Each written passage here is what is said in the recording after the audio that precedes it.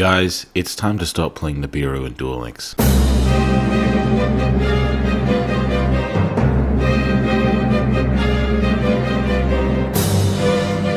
Alright guys, to be kind of real with you, I am a little bit clickbaiting you here. A little bit, okay? Because while it is true that I think you shouldn't be playing Nibiru right now, I don't think that you should never play Nibiru, okay? This video is talking about why you shouldn't be playing Nibiru right now, but also how to find out what staples are worth playing format to format by using this format as an example. I've been looking at a lot of deck lists online, especially for Blue Eyes and Red Eyes, because those are pretty damn popular, right? And a lot of those deck lists are playing staples that, while they are definitely very good cards, and I would definitely recommend picking those cards up because they're usually very good, this particular format, those cards are not very helpful for you. So I wouldn't recommend playing them right now. So this video is kind of in response to me seeing how popular those cards are. So maybe I can help the community see a little bit better what staples are going to be more beneficial to you and help you win more games. Now guys, before I get into the rest of the video, I do completely understand that if you do not have that many staples and you're just playing what you have, it's no problem, bro. I'm not telling you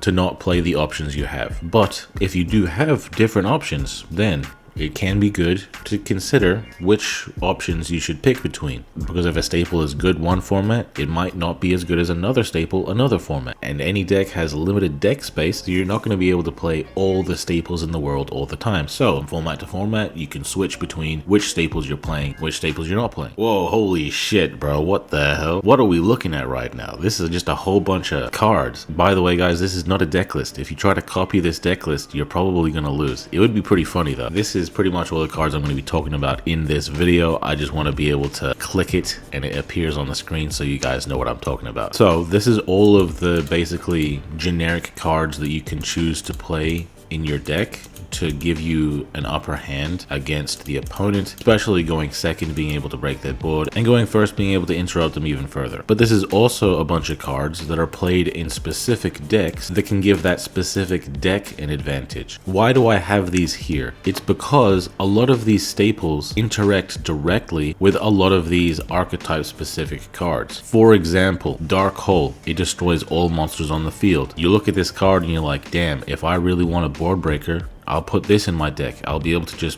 easily, one card, destroy the whole field. That makes it better than Eclipse, right? Eclipse keeps the monsters on the field. Droplet makes me discard cards and still keeps monsters on the field. Dark Hole is clearly better, right? The problem is the opponent might have destruction protection, Dingirsu, Atlas, Azure Eyes, Chengying, Dragoon, Opening. This is the kind of thing you want to look out for before playing a card. Dark Hole is the perfect example because destruction protection is often something that's going to come up in Duel Links. This is why Dark Hole is sometimes played very heavily in formats that don't have very much destruction protection. It is not played very much at all for the majority of the Duel Links formats, because the majority of Duel Links formats have some deck around that for one reason or another doesn't give a damn about destruction. So we will tend to play a bit more versatile with our staples. Droplet can break the opponent's board, but can also be an interruption and gets around the opponent's destruction protection, which Dark Hole doesn't. Same deal with Book of Eclipse. So using that lens, though we know that destruction is not very good right now and in a lot of formats, and therefore we don't play Dark Hole, there's a similar reasons why we might not be playing other staples. For example, Nibiru. I'll just get this one out the way real quickly.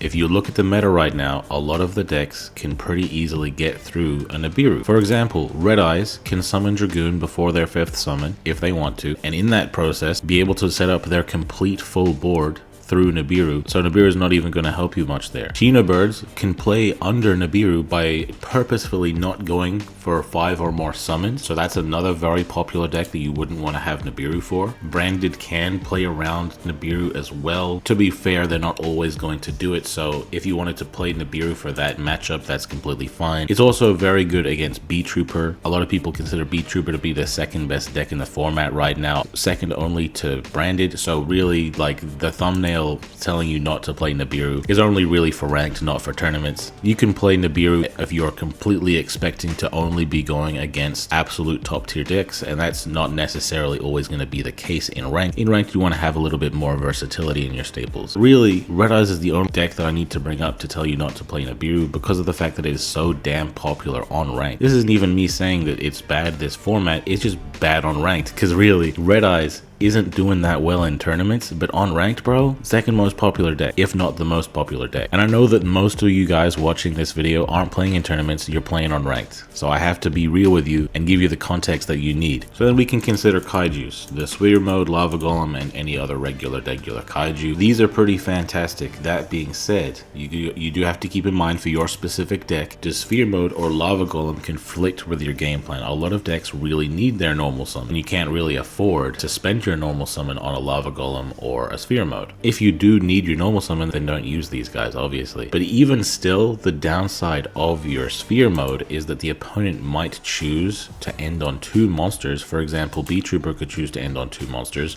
specifically to play around sphere mode, and the fact that you can only really use 1 sphere mode in a turn. Lava golem, you can use multiple in a turn, so if you are going to pick between them, lava golem is usually going to be a better choice. The kaijus are definitely very good right now. One unquestionably very good. Now, to be fair, Dark Magician, Red Eyes, Branded, they all have ways to play around your opponent's kaiju, but forcing them to do that is still taking interruptions away from them. One way or another, you're dealing with something with a kaiju. Droplet and Eclipse, I mean, what can I say? I already explained, these are always versatile because they are both board breakers and interruptions. Something that is exclusively a board breaker like Dark Hole, if you go first, you're not going to be able to use it on the opponent's turn. But Eclipse and Droplet, while they might be better as board breakers than they are as interruptions, they are still interruption. And Eclipse is arguably better as an interruption depending on your deck. But should you play Eclipse in your deck? Should you play Droplet in your deck? If your deck is ending on a bunch of synchro monsters, you probably shouldn't be using Book of Eclipse because you're probably turning off your own interruptions. So consider your end board. If your monsters need to be face up in order to interrupt the opponent, then you probably don't want to play Eclipse because your Eclipse is going to turn off your own interruption. You could say, well, what if I use my monster interruptions first and then use my Eclipse at the end? Well, unfortunately, the game is going to be a bit more complicated than that.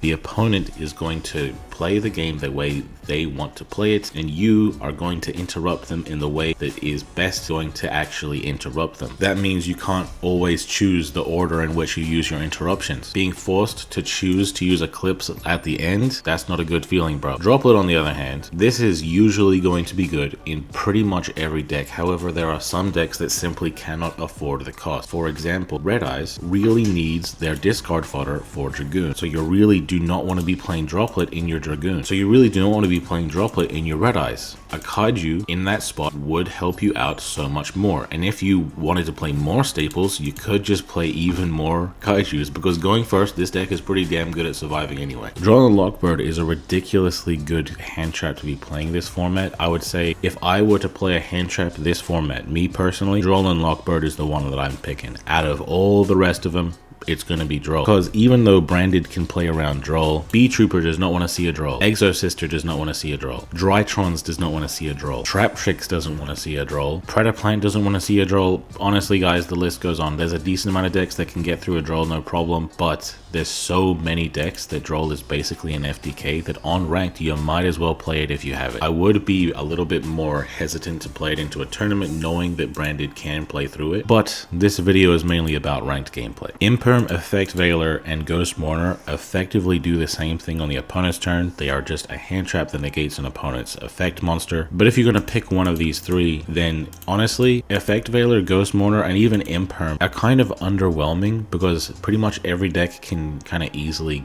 play through this, especially Branded. Red Eye often doesn't give a shit about these either, bro. So I wouldn't really choose to play these if I have other options. If I am going to play any of these, it would be Infinite Impermanence, because that at least can be used as a board breaker, similarly to Droplet and Eclipse, to negate the opponent's stuff. But the fact that it can't negate Dragoon is something you have to keep in mind. You're going to probably be using this to negate Lord of Red against Red Eyes, but thankfully Dragoon is pretty much the only untargetable guy this format, so Imperm is usually going to be pretty good against everything else, but only really as a board breaker. And if you think about that, guys, if you think about that, Imperm only really being good on your turn and just being fine on the opponent's turn, you might as well play the Droplet or the Eclipse, because they're going to be a lot more versatile and powerful a lot more of the time. Retaliating Sea is such a ridiculously strong card, because during either player's turn, if the opponent activates a spell card that special summons a monster, you can special summon it from your hand, and if you summon it that way, any card sent to the graveyard from anywhere is banished instead instead. That is a ridiculously powerful effect. But if you care about your cards being in the graveyard, this card is going to hurt you too. But if your deck is okay with that, your opponent's using Branded Fusion, Branded Opening, Polymerization to go into Dark Dragoon, Secret of Dark Magic to go into Dark Dragoon, B-Trooper Landing, of course, is going to work too. There's just so many spell cards in the format right now that special summon a monster so you can trigger your Retaliating Sea and punish them. This is especially good against Branded Fusion because it's going to banish the materials from their deck. And they can still make plays with this around because of the fact that they have the Lubellion to fuse using the banish pile. However, not having a choice but to do that is going to make it a little bit more difficult for them. You don't have to completely shut them off. If you just make things a little bit more difficult for them,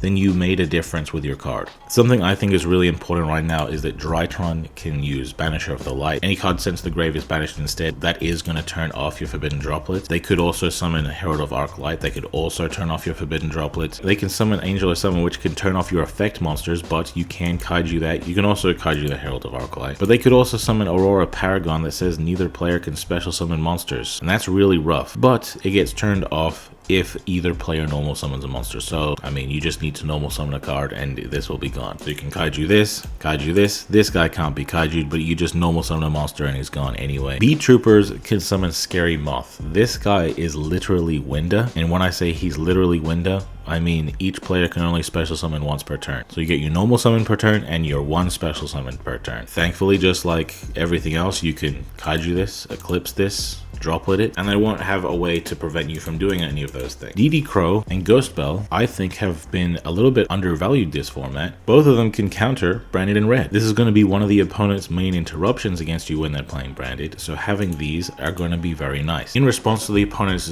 Red MD, you could banish whatever Red MD is trying to revive with your DD Crow, or you could negate it with your Ghost Bell. So that takes another interruption off of their field. Also, if the opponent's trying to use Wyvern to revive Dragoon, you could negate that with a Ghost Bell, or you could banish their Dragoon with a DD Crow. The opponent's trying to use Eternal Soul in Dark Magician. Crowing away the Dark Magician from their graveyard if they only have one in their graveyard will mean that they are kind of forced to summon a Dark Magician from their hand, and if they're not that smart and they didn't get a Dark Magician in their hand, then the Crow is just going to prevent the Eternal Soul, therefore also preventing the combination, so you're basically getting rid of an Omni-Negate in the process. Ghost Bell and DD Crow are something people might also consider for Misk, because Dinos is still a very popular deck. DD Crow on Misk, as soon as it hits the graveyard, is a very good play. Unfortunately, Ghost Bell is not able to negate Misk. So when you're considering all your staple options, you have to consider the strengths and the weaknesses. Nibiru is going to be a lot better in tournaments than it is on ranked, so if you're a ranked player,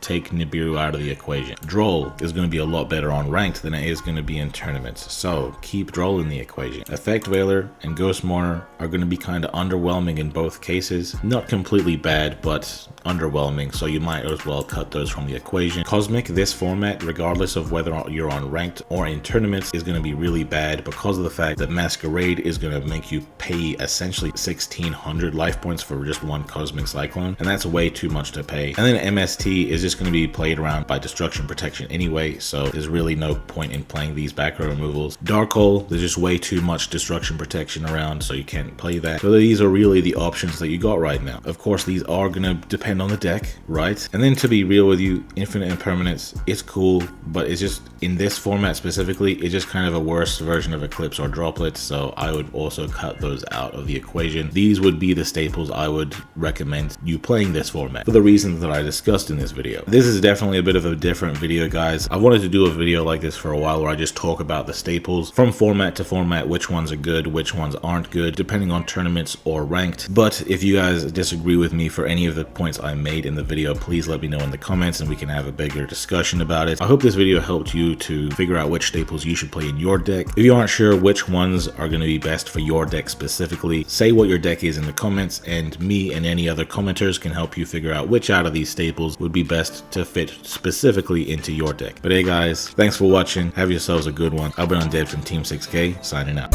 Hey, why they gotta hate on me? I done got me 250,000 views and they still saying they low key.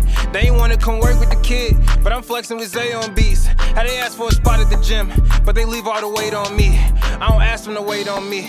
They would ask where they gon' be with a song if they wanted the Weatherman. I ain't ask them to pay no fees. She was homeless and needed a spot. I ain't ask her to pay no lease. I ain't ask her to say no please. I ain't ask her to make no cheese. Scream fake, but it ain't on me. Got clean, so it ain't no streets. Why green if it ain't no keeps? Brought cream, so it ain't no beef. My team say it ain't no chief. My demon, they hang on me. They seemingly ain't no peace. I seen him, he ain't no beast. For real.